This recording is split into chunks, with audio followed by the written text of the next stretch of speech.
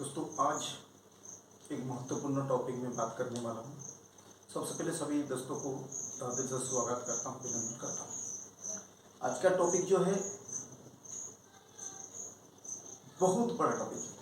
इसका नाम हर इंजीनियर को पता है, DRDO, DST, ADA। ये जो है DRDO सभी को पता है, defence research development organisation, department of science and technology, aeronautical development agency. ये तीनों जो है सेंट्रल गवर्नमेंट का जॉब है। लेकिन दोस्तों ये जो जॉब है ये only for first class graduation engineering के लिए है। जिस लोग स्टूडेंट इंजीनियरिंग में डिफरेंट स्ट्रीम में ग्रेजुएशन पास किए हैं, फर्स्ट क्लास है, 60% एबव नंबर है, गेट स्कोर है, सबसे पहले गेट स्कोर है, वो एलिजिबल है इस पोस्ट के लिए अप्लाई करने के लिए। काफ़ी सारा पोस्ट है दोस्तों, काफ़ी सारा पोस्ट है। इतना पोस्ट काफ़ी साल बाद निकला हुआ है। अप्रोक्स 630 पोस्ट है। मैं स्टेप बाय स्टेप डिटेल्स बात करूंगा, अप्लाई कैसे करना है, प्रोसेस क्या है, पूरा डिटेल्स बात करूंगा। दोस्तों शुरू करता हूं DRDO। दोस्तों ये है DRDO, DST development science and technology, ADA aeronautic development agency. ये तीनों जो डिफेंस का एरिया है, उस डिफेंस का टोटल जो नंबर ऑफ पोस्ट है वो है 630। पोस्ट का नाम scientist grade B, scientist grade B ये आपका पोस्ट रहेगा, जिसमें अलग अलग कैटेगरी में आपको अलग अलग दिया गया है। दोस्तों सबसे पहले इसमें पहला कंडीशन है, आपको इंजीनियरिंग कंप्लीट होना चाहिए। पेपर 2 NIT IIT इतना क्लियर लिखा हुआ है। NIT IIT से आपने पास किए हो डिफरेंट सब्जेक्ट में, ब्रांच में, तो एलिजिबल। साथ में आपको क्वालिफिकेशन होना चाहिए, EQ इसेंशियल क्वालिफिकेशन होना चाहिए, जो गेट का थ्रू आपको मिलता है। गेट स्कोर कंपलसरी है इंजीनियरिंग करने, और पेपर किया है NIT और IIT को ज्यादा से ज्यादा। ठीक है, इसको अप्लाई करने का प्रोसेस के पहले मैं जो बताने वाला हूं वो है साइट जरूर विजिट करें। तीनों साइट में इसका डिटेल्स नोटिफिकेशन है। DRDO का साइट पे जाइए तो भी आप अप्लाई कर सकते हैं, आप DST में जाओगे तो भी अप्लाई कर सकते हैं, ADA में जाना है तो भी एलिजिबल है अप्लाई करने के लिए। इसका जो एग्जाम प्रोसेस कंडक्ट कराने वाला है वो है rac.gov.in। इसमें आपको अप्लाई करना है तो इस साइट पे जाना है। साथ साथ आप चाहते हो इसका डिटेल्स देखना है, DRDO का कितना पोस्ट है, DST का कितना पोस्ट है, ADA का कितना पोस्ट है, आप www.drdo.gov.in, www.dstgov.in, www.adagov.in, इसके साथ gov.in लगाते बराबर आप उसका डिफरेंस कैटेगरी का पूरा जानकारी मिल जाएगा। पे स्केल का जो बताया गया है वो है 56,100 से शुरू करके 88,000 के आसपास मिलेगा, और साथ साथ जो भी सेंट्रल गवर्नमेंट का अलाउंसेस है वो हर चीज तुरंत लागू हो जाएगा। ठीक है, साइंटिस्ट ग्रेड बी। क्वालिफिकेशन का बात करें, इंजीनियरिंग क्लियर लिखा हुआ इंजीनियरिंग होना चाहिए। अलग अलग ब्रांच के अलग अलग पोस्ट है, मैं डिटेल्स उसके बात करूंगा।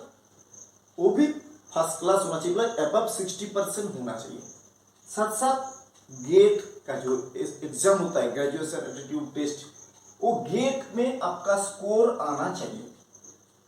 पेपर के लिए उन्होंने बताया है साइड में जो नोटिफिकेशन है वो है IIT, बट NIT से स्टूडेंट है तो उसको प्रेफर किया जाएगा अबव 80% मार्क के ऊपर।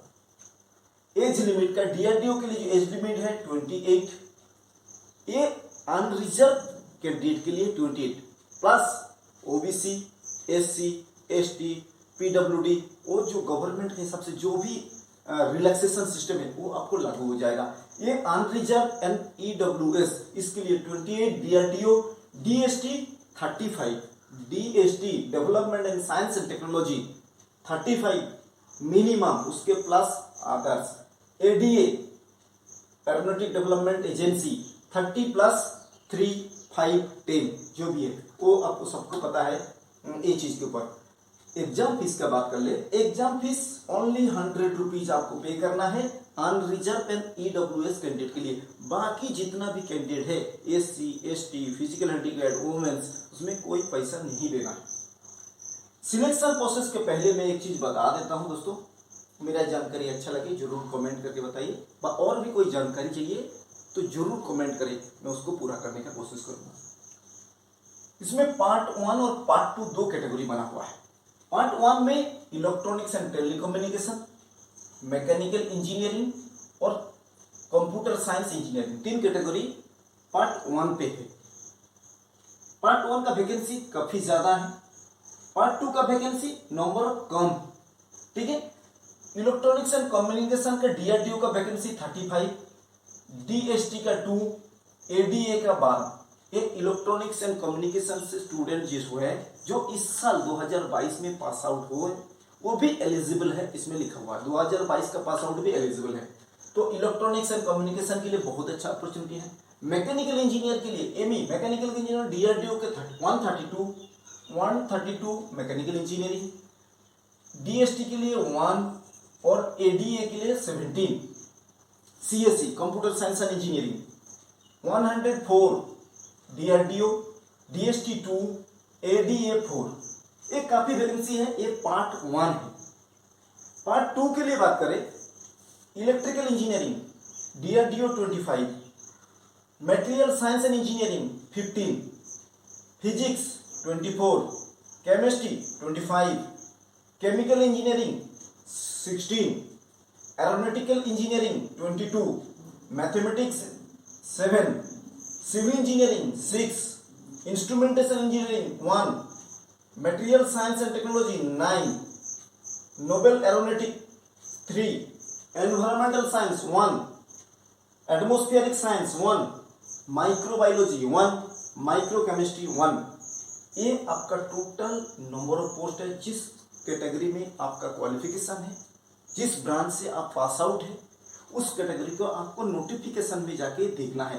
ये तो मैंने पूरा नोटिफिकेशन पढ़ के आपको मैंने बताने की कोशिश किया, बता रहा हूँ। जैसा आप सिविल इंजीनियर है, आपको DRDO का पोस्ट है 6, बाकी आप DST ADA में कोई पोस्ट नहीं है।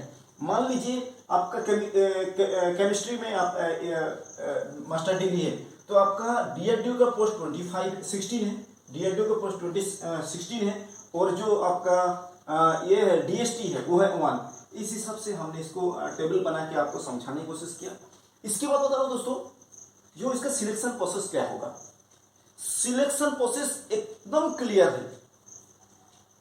RAC का साइट पे गेट स्कोर होना चाहिए।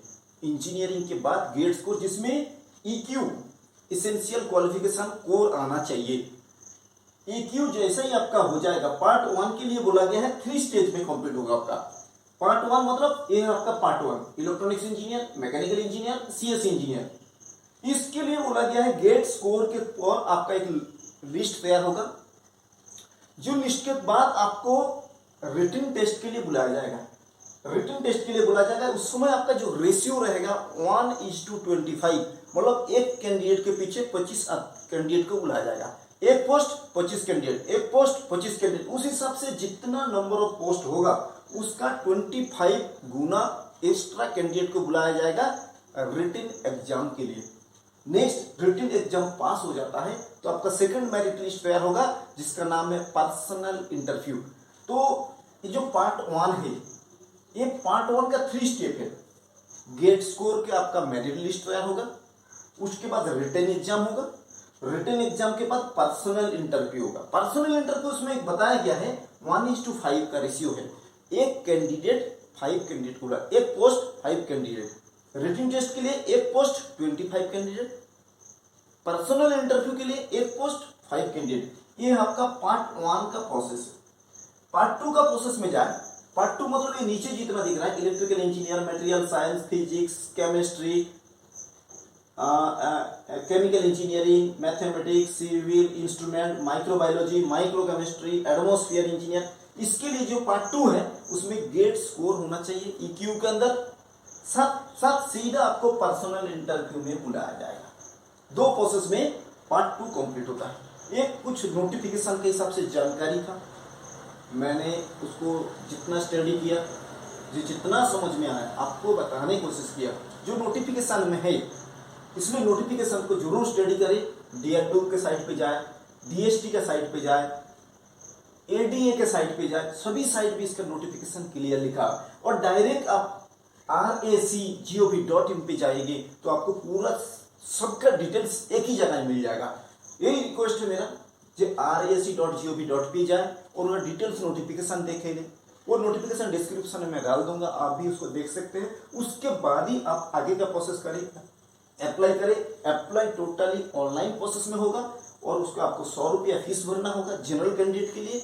उसके बाद आपको मेरिट लिस्ट तैयार होगा, जिसका पूरा प्रोसेस मैंने आपको कुछ समय के अंदर में बताने की कोशिश किया। मेरा ये जानकारी आपको अच्छा लगे, समझ में आए, बस कोई डाउट है, कोई जानकारी चाहिए पूछिए। मेरा तरफ से जितना है मैं आपको हेल्प करने की कोशिश करूँगा।